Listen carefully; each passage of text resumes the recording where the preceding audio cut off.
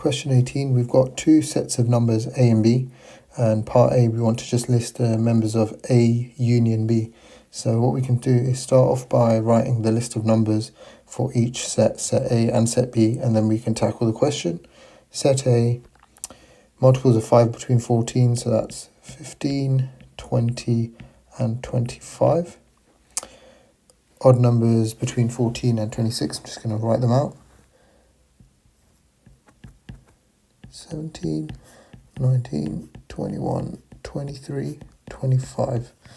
So A union B is either A or B. So we want to list numbers from these two lists here that are in either A or B. So fairly straightforward. We just write 15, 17, 19, 20 from the top list, 21, 23 and 25. So this is actually the answer here. Describe the members of A intersection B. So that's what A and this symbol in the middle means, B. So what we'll do is we'll have a look at the list of numbers again and see what numbers fall into both. So in A and B we've got 15. We've also got 25. So those are your two answers there. Question 19, we want to work out 2 and 1/7 plus 1 and 1/4. So we've got two mixed numbers here. Easiest way to tackle this question is to just transform these into improper fractions. So how do you do this? So we've got 2 and 1/7. How do we get this into an improper fraction? So we do 2 multiplied by 7 and then add 1. So we've got 14 plus 1, and that equals 15.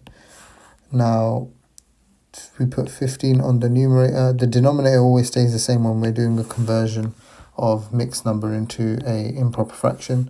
So we've got 15 over 7 here. I'm just going to erase this top line here and see if we can do the same for 1 and 1/4. So we can write this as 1 multiplied by 4, add the 1, which is 5, and then this will be 5 over 4. Okay, so we got the next step here is to do the addition. So we have 15 over 7 plus 5 over 4. Now we know that you can't do additions of fractions unless the denominators are the same, then it makes it a lot easier. So what we can do here is we can make the denominators the same.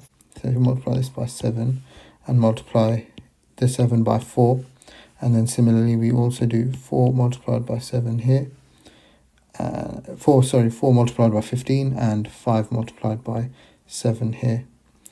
So if we just take this down, we've got 15 multiplied by 4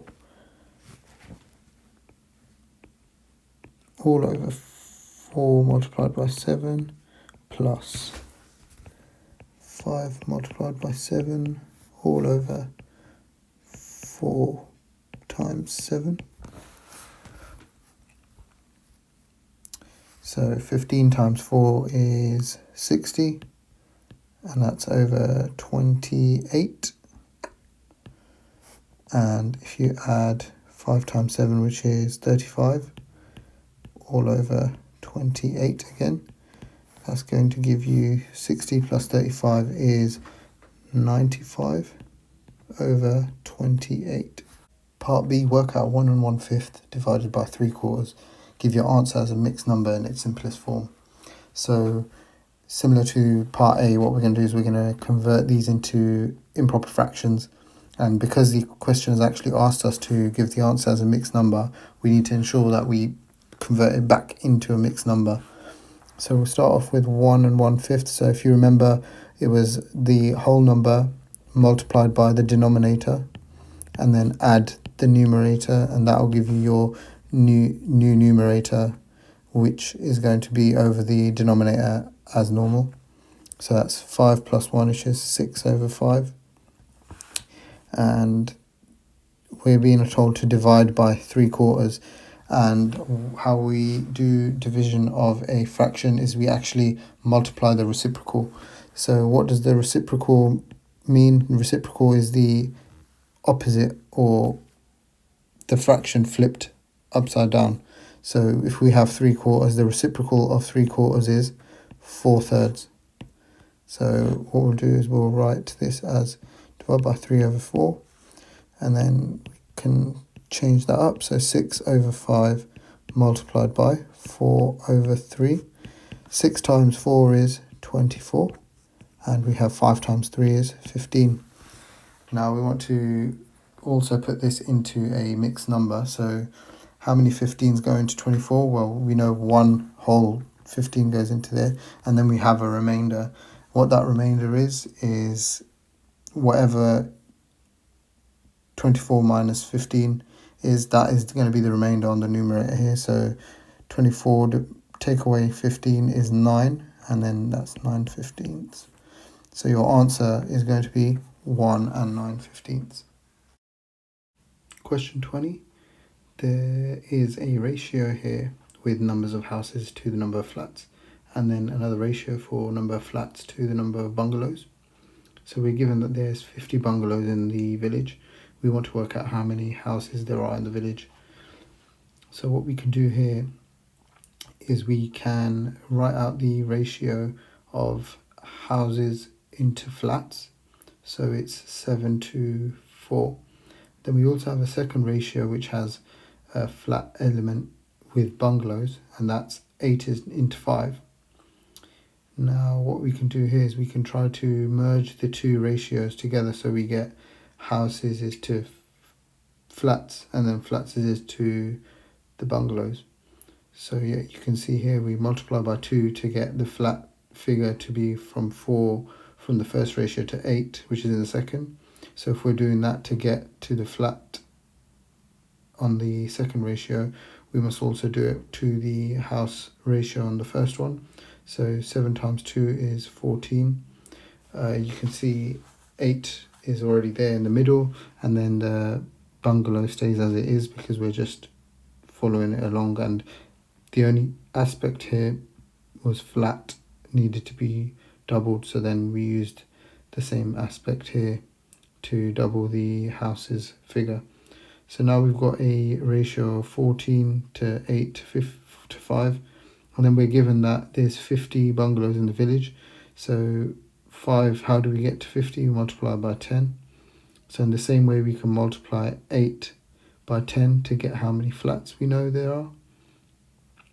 And then finally what we can do is look at the house figure and then also multiply that through by 10 to keep the ratio the same as the ratio that we've worked out previously.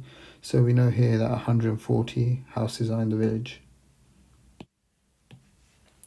Question 21. Renee buys 5 kg of sweets to sell. She pays a tenner for the sweets. So Renee puts all the sweets into bags.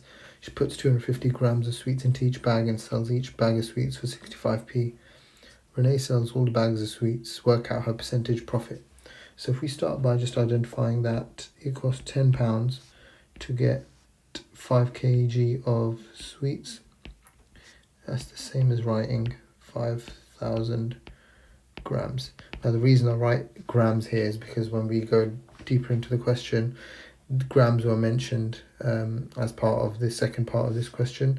Also pennies are also mentioned here, 65 pence per bag of sweets. So what I'll do is also write, it's quite simple, but it's basically 1,000 pence if we're just keeping everything in the same unit. So what we can do next is we can work out how much money Renee made from selling 250 grams of sweets for 65p. So first we work out 65 times 250. We can do, or what we can do first actually is if we work out how much 1,000 grams costs, so 65 multiplied by 4, because 4 multiplied by 250 grams equals 1000 grams, and then what we can do after is multiply that by 5 to get the amount of 5000 grams, which is what we have in total. So 65 multiplied by 4, this is 65 pence. So 5 times 4 is 20, carry the 2 over. 4 times 6 is 24. Add the 2, carry because it's been carried over. So this is 260 pence, or writing £2.60. So that's 1000, that's for selling 1000 grams. So if you want to work out 5000, there to there, multiply by 5. So what we'll do here is multiply through by 5. So 0 times 5 is 0. 5 times 6 is 30. There's a decimal point. Bring the 3 over because we cannot put it down yet. 5 multiplied by 2 is 10. And then carry the 3, add the 3 over. So that's 13. So then we come to the left here, 13 pounds. And that's what she's made from selling 5000 grams or 5 kg. Just write as 5 kg. So now what we can do is we can work out the percentage profit. So the profit, there's a cute little formula you can use here, which is the change over the original, and multiply that through by 100. So if we take this down, so the change here is, so we have, she's made £13 but initially paid £10, and that's all over the original pay cost of the sweets, £10, and then multiply that through by 100. So that's 3 over 10 multiplied by 100. Cancel this, one of the zeros there and there, and that will give you 30 because 3 times 10 is 30. And that's your percentage profit, 30%.